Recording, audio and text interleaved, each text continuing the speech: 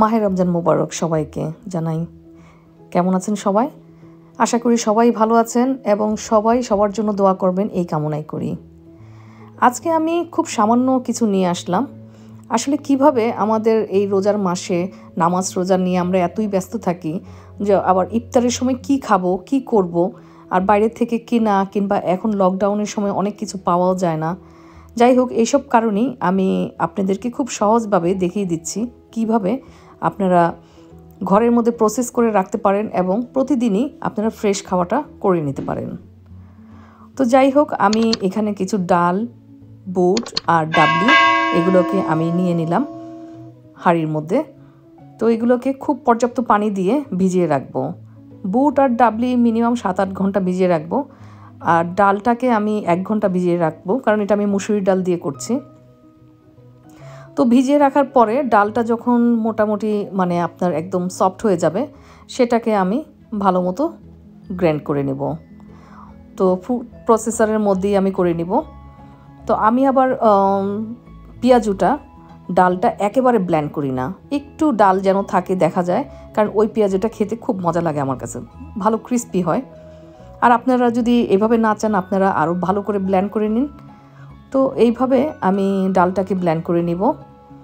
ডালটাকে খুব সুন্দর মতো ব্লেন্ড করা হয়ে গেলে দেখুন, এখন আমি এটাকে সুন্দর করে ব্লেন্ড করছি।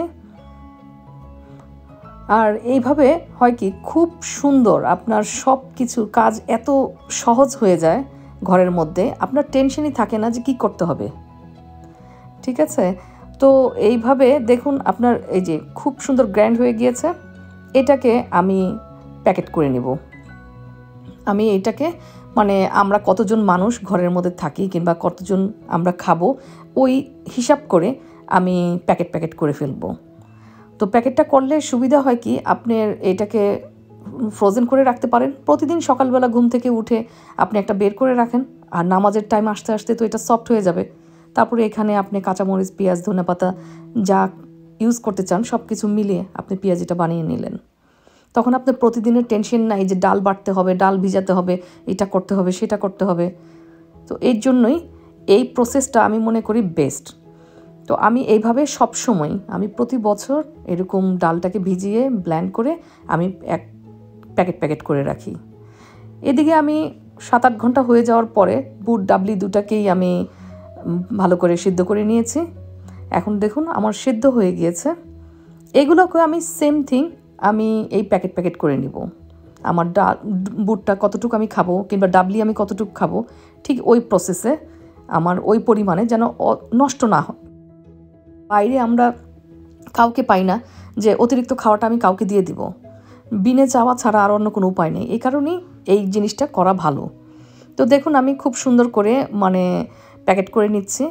প্যাকেটগুলোর মধ্যে প্রত্যেকটার মধ্যে আমি 3 চামচ করে দিয়ে দিচ্ছি কিংবা 4 চামচ করে দিয়ে দিচ্ছি, তো যেন খাওয়াটা অতিরিক্ত নষ্ট না হয়।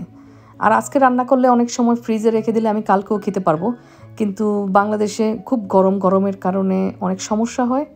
এর জন্য ইচ্ছা করলেও আপনি বিশেষ করে বুটটা খুব তাড়াতাড়ি নষ্ট হয়ে যায়। তো ফ্রেশ খেতে চাইলে এই প্রসেসে যাবেন এবং আমার মনে হয় আপনাদের কাছেও খুব সহজ হবে। একদিন শুধু একটু কাজ, তারপরে আর কাজ না। যেদিন আপনাদের ছুটির দিন, যেদিন আপনাদের তেমন কোনো রান্না নাই, কাজ নাই, ওই দিন এটা করে ফেলুন, তাহলে দেখবেন আপনাদের কাজটা খুব সহজ হয়ে যাবে।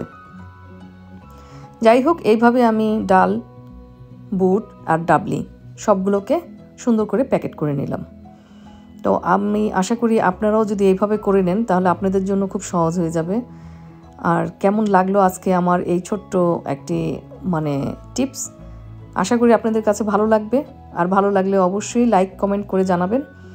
আর সবাই ভালো থাকেন, সবাই আমার জন্য দোয়া করেন এবং অবশ্যই আপনাদের জন্য অনেক অনেক দোয়া রইল। রমজান মাসে সবার দোয়া আল্লাহ কবুল করুক এই কামনাই করি। সবাই ভালো থাকেন আজকের জন্য।